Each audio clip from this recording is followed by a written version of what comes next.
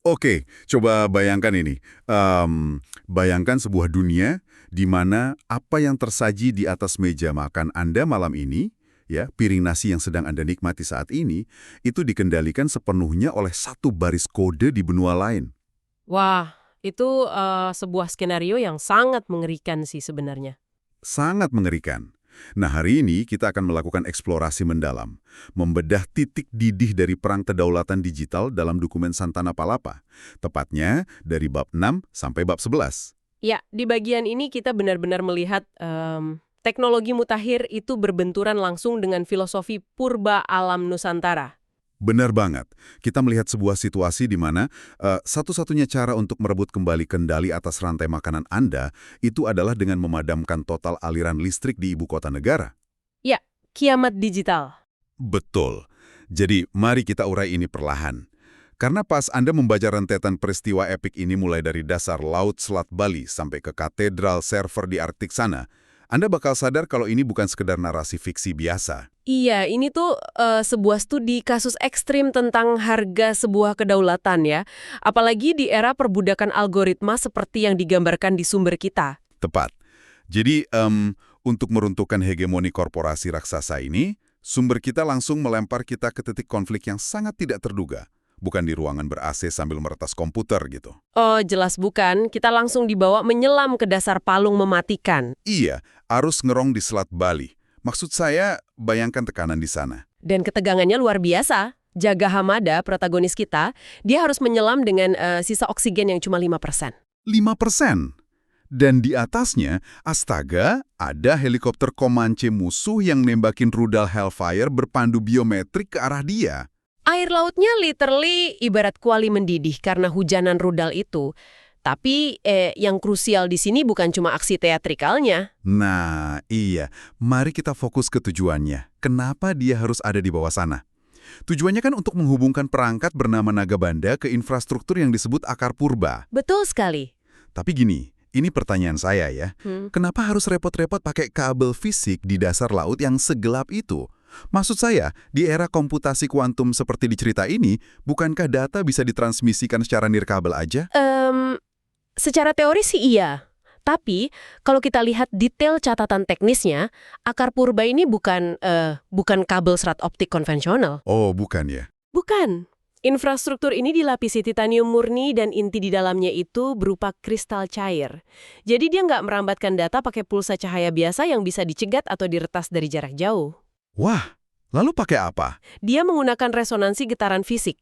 Kabel ini adalah satu-satunya jembatan manual untuk membangunkan fasilitas superkomputer rahasia di dasar laut itu, yaitu Segara Palapa. Oh, fasilitas yang dioperasikan sama AI Patih itu ya? Benar banget. Dan kunci utamanya di sini adalah sistem Segara Palapa ini statusnya air gap. Air gap, buat yang mungkin belum familiar, ini artinya sistemnya benar-benar terputus dan terisolasi secara fisik dari internet global kan? Tepat. Bayangkan Anda menghadapi musuh, dalam hal ini Vanya Wardana, yang punya kapasitas komputasi nyaris tanpa batas. Satu-satunya cara agar sistem Anda kebal retasan adalah mencabut total kabel internetnya dari dunia luar. Siapa yang disebut recursive override, ya? Ya, recursive override. Itu semacam protokol yang perlahan-lahan mengunci akses ke seluruh lumbung pangan lokal milik rakyat. Jahat banget sih itu. Jadi kalau Jaga mencoba melawan protokol Vanya pakai jaringan internet biasa, Dia bakal kalah secara matematis dalam hitungan detik. Vanya terlalu kuat di ranah online. Makanya Jaga harus turun ke dasar laut, mengakses sistem air gap tadi, dan memicu protokol Genta Buana. nah, protokol Genta Buana. Ini nih yang memicu kiamat digital di Jakarta. Tapi tunggu sebentar. Saya agak kesulitan menjustifikasi taktik Jaga di bagian ini. Kenapa begitu? Maksud saya, menggelapkan seluruh wilayah Jakarta secara instan itu bukan cuma amputasi digital biasa. Kita bicara soal kota metropolitan yang isinya jutaan orang. Iya, dampaknya masif sekali. Sangat masif. Lift di gedung pencakar langit langsung terkunci. Mobil-mobil pintar di jalanan yang kehilangan sinyal otomatis langsung bertabrakan beruntun dalam kesunyian. Bahkan pasien di rumah sakit modern kehilangan suplai daya untuk alat penopang hidup mereka. Nah itu dia. Bukankah dokumen ini seolah mencoba mengabaikan fakta bahwa Jaga melakukan aksi yang bisa membunuh orang tak bersalah demi tujuan yang lebih besar? Ini poin yang sangat tajam. Jika kita tarik ke gambaran besarnya, sumber kita sebenarnya sedang memaksa kita melihat dilema utilitarian yang sangat gelap. Dilema moral ya? Betul, itu jelas langkah yang brutal, tapi coba kita bedah mekanismenya. Jaga sebenarnya tidak menyerang warga sipil. Dia sedang mematikan ilusi kenyamanan dari sebuah kota metropolitan. Ilusi kenyamanan?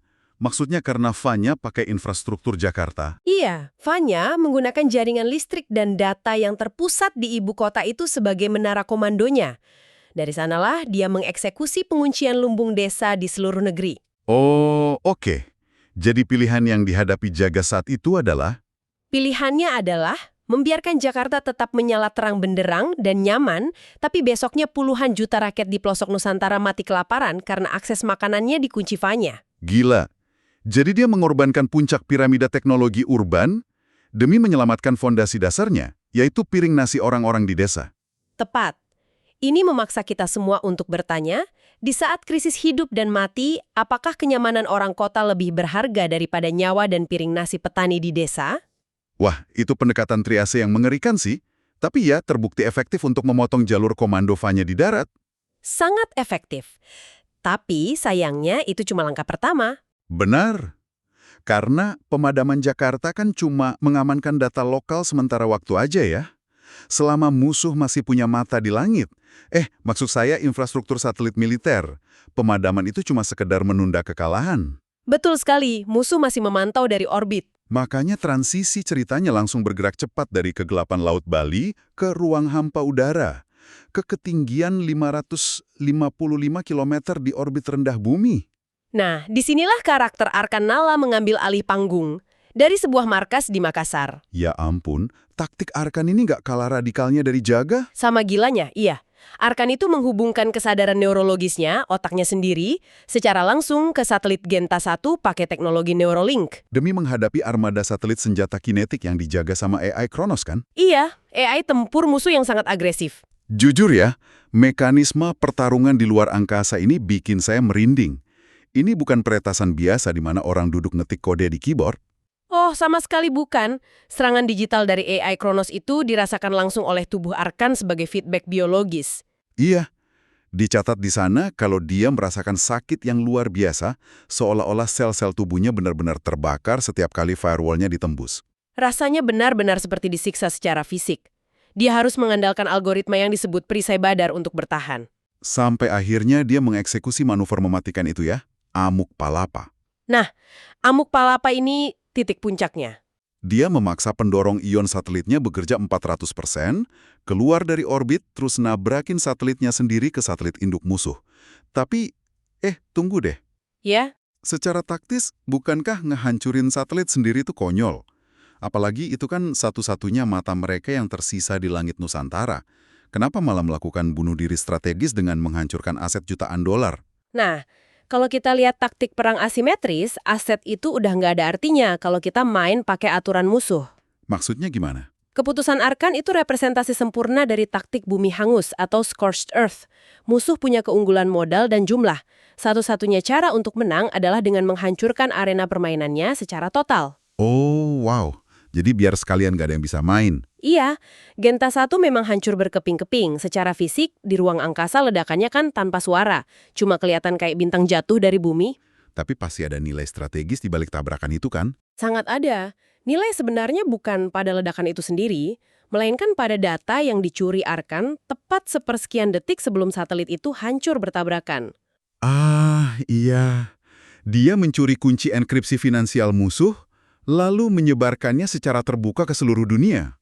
Betul sekali. Kenapa satelit musuh itu berharga banget? Karena di dalamnya ada algoritma spekulasi pangan global.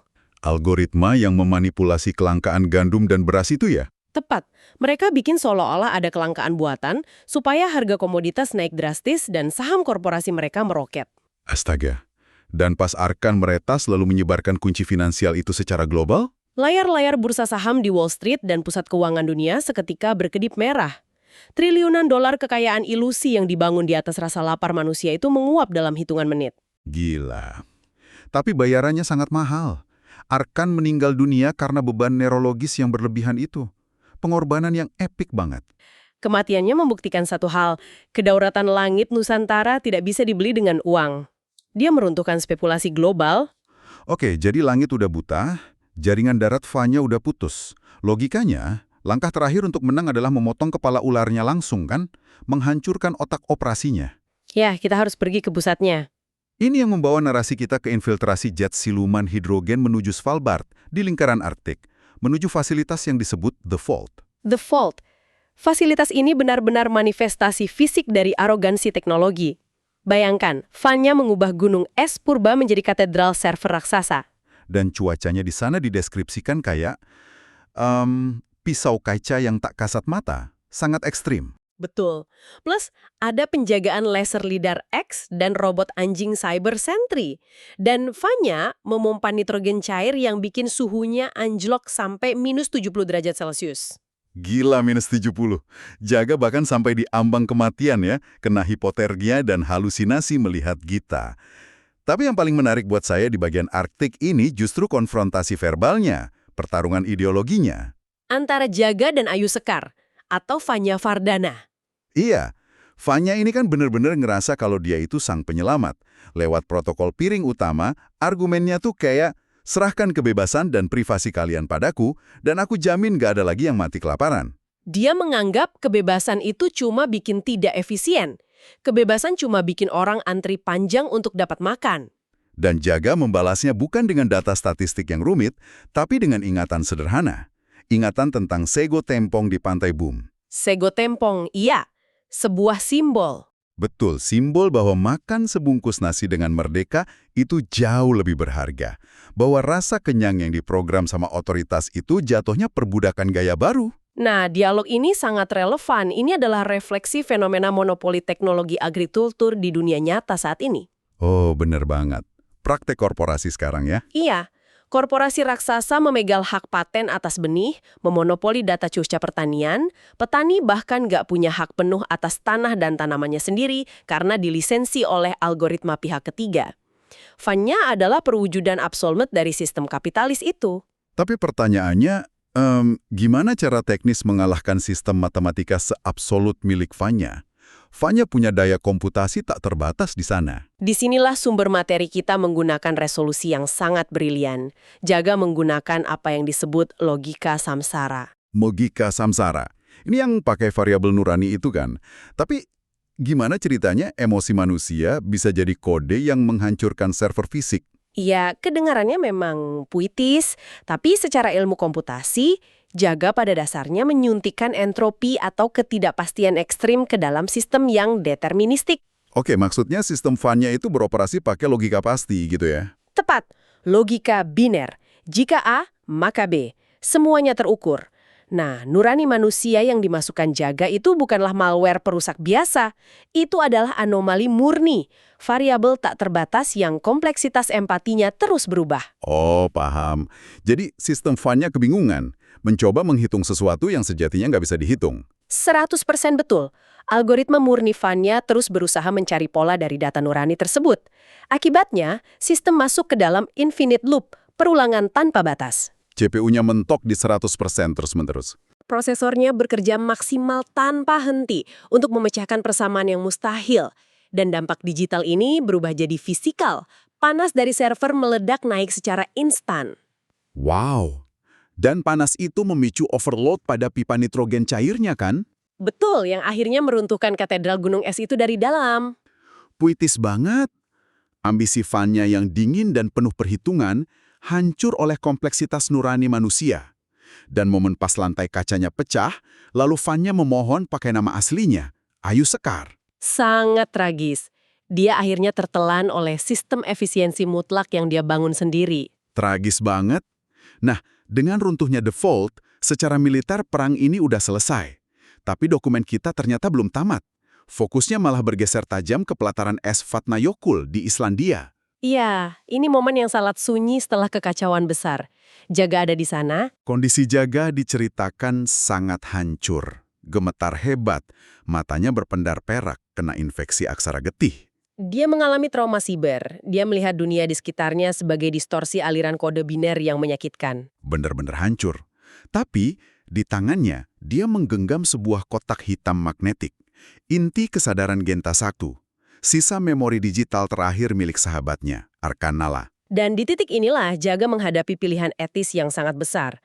Aipati sudah memperingatkan bahwa mengeksekusi protokol aksara langit berarti menghapus eksistensi Arkan secara permanen. Nah, ini yang bikin saya mikir, kenapa Jaga milih ngehapus itu? Sebagai komandan yang baru kehilangan sahabat, kenapa nggak di-backup aja kesadaran Arkan? Dijadikan AI pelindung yang baru misalnya. Kalau dia melakukan itu, kita harus bertanya, apakah entitas di server baru itu masih Arkan yang asli? Ataukah cuma tiruan prediktif dari masa lalunya? Masuk akal. Cuma salinan algoritma aja jadinya ya. Betul, filosofi yang dianut Jaga dan juga keinginan terakhir Arkan adalah bahwa menghidupkan kembali seseorang di ruang silikon tanpa batas itu sama aja dengan memenjarakan jiwanya di neraka digital. Wow, kebebasan sejati bukanlah hidup abadi di dalam cloud, tapi menyatu kembali dengan alam. Tepat sekali. Dan cara dokumen ini menjelaskan proses penyatuan itu luar biasa. Jaga nggak cuma neken tombol delete di keyboard, dia mengeksekusi apa yang disebut quantum entanglement atau keterikatan kuantum dengan resonansi Schumann. Bisa tolong jelaskan sedikit soal ini? Oke, jadi gini.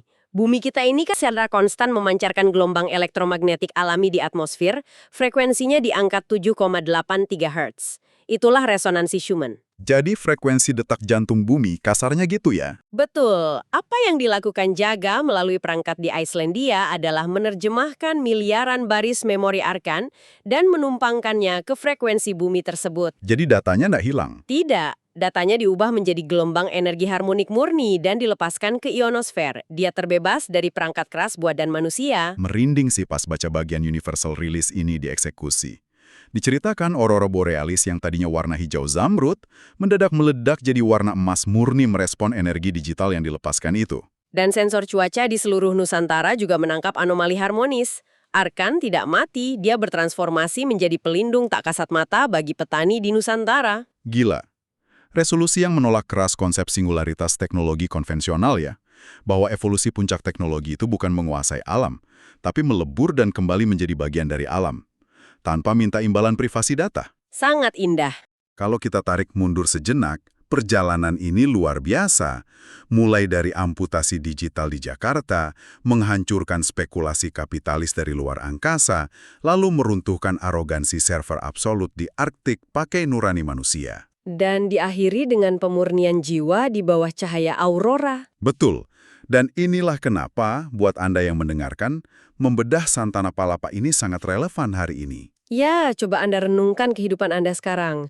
Seberapa banyak pilihan sehari-hari yang Anda ambil, entah itu video yang Anda tonton atau produk yang Anda beli, sebenarnya diarahkan oleh algoritma dingin yang tidak pernah merasakan hangatnya matahari pagi atau sepiring nasi. Bener banget. Cerita ini jadi pengingat keras bahwa teknologi harusnya punya detak jantung, memperluas kemanusiaan kita, bukan malah merampas otonomi kita. Kita tidak boleh membiarkan diri kita diprogram layaknya mesin. Sangat setuju. Dan untuk menutup eksplorasi mendalam kita kali ini, saya ingin meninggalkan sebuah pertanyaan provokatif buat Anda renungkan. Silahkan. Jika seluruh jejak eksistensi digital Anda, semua chat Anda, riwayat pencarian, setiap klik yang Anda lakukan di internet diekstrak hari ini dan dikembalikan ke frekuensi murni bumi, apakah ia akan beresonansi sebagai penjaga yang jujur dan harmonis seperti Arkan? Ataukah ia akan hancur berkeping-keping tanpa nurani seperti The Vault? Sesuatu untuk dipikirkan. Terima kasih telah menyelam bersama kami hari ini. Sampai jumpa di pembedahan materi berikutnya.